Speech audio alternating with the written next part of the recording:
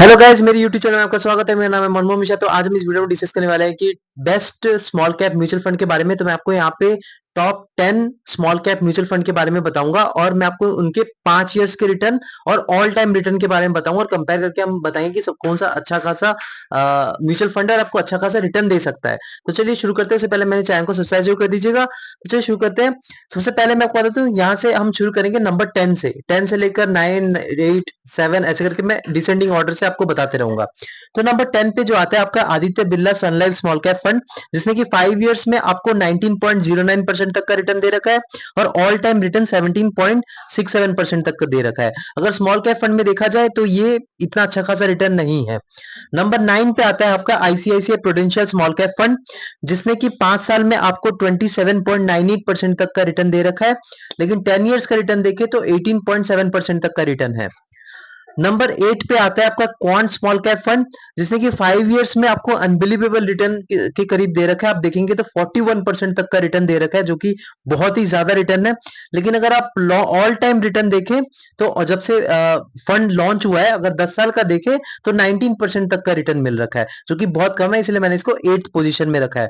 और इसमें थोड़ा सा जो नेगेटिविटी है, मतलब जो डाउन साइड प्रोटेक्शन थोड़ा कम है। अगर आप देखें इसका जो पोर्टफोलियो है थोड़ा एग्रेसिव है और बहुत ही ज्यादा रिस्की है, इसलिए थोड़ा इसको मैं नीचे रख रखा है। क्योंकि कई सारे अभी कमेंट में बोलेंगे कि मतलब आपने क्वांट स्मॉल कैप फंड को 8th नंबर पे क्यों रखा है, इसको नंबर 1 या नंबर 2 में होना चाहिए। लेकिन अगर आप लॉन्ग रन में देखें तो इसने इसका परफॉर्मेंस इतना खास नहीं रहा है आज compare to other mutual fund, जो कि अभी मैं बताने वाला हूँ।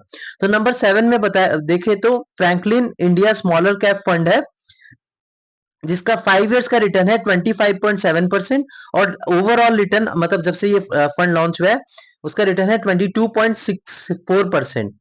और अगर 6 नंबर पे है आपका Nippon India small cap fund, जिसका 5 इयर्स रिटर्न है 32.18% और आपको 10 इयर्स में उसका 26.94% तक का रिटर्न मिल रखा है, मतलब ओवरऑल जब से ये फंड आया है। नंबर 5 पे आपका H D F C small cap fund, जिसका 5 ईयर रिटर्न है 24.82% और ओवरऑल जब से ये फंड लॉन्च हुआ है उसने इसने 20.68% तक का रिटर्न दे रखा है। नंबर 4 पे आता है आपका कोटक स्मॉल कैप फंड, जिसने लास्ट 5 ईयर में 29.34% तक का रिटर्न दे रखा है और इसने जब से ये फंड लॉन्च हुआ है इसने 21% तक का रिटर्न दे रखा है। नंबर 3 पे आपका आता है DSP small cap fund, 5 years में इसका 26.42% तक का रिटर्न है और अगर आप ओवरऑल जब से ये आया है इस फंड ने रिटर्न दे रखा है 25.58%। मैं ये पहला फंड देख रहा हूं जो कि इसने अपनी कंसिस्टेंसी को मेंटेन करके रखा है, जो कि 25% तक है। अगर आप देखें 5 साल का रिटर्न भी वही है और ओवरऑल रिटर्न भी यही है, तो ये अच्छा खासा फंड है।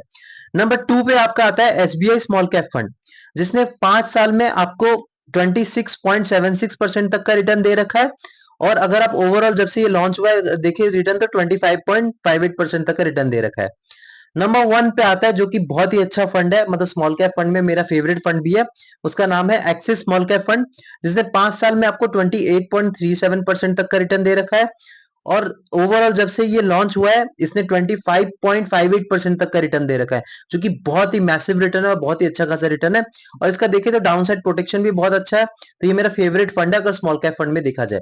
अब आपके अब आप अगर रिसर्च करना चाहते हैं तो आप और 2 फंड के बारे में भी सोच सकते हैं, जो कि मैं उसको भी सजेस्ट कर सकता हूं इन इन टॉप 10 के अलावा। वो है Canara Robeco small cap fund और दूसरा है bank of India small cap fund. अगर देखा जाए तो ये दोनों फंड भी बहुत अच्छे हैं, लेकिन ये नए फंड है तो इसलिए अभी इसका जो डेटा है वो प्रॉपर नहीं है, प्रॉपरली आप इसको देख नहीं सकते। लेकिन इसके 2 से 3 इयर्स का अगर रिटर्न देखें तो 25 से 30% के बीच में इनका रिटर्न है। तो अगर इनका डाउनसाइड प्रोटेक्शन देखें, इनका जो मतलब क्या कहते हैं रिस्क रिस्क एपिटाइट देखें तो इतना ज्यादा नहीं है, बहुत ही अच्छा खासा एडजस्ट करके इन्होंने रिटर्न दे रखा है। अगर देखा जाए तो एक्सिस स्मॉल कैप फंड की तरह दे रखा है।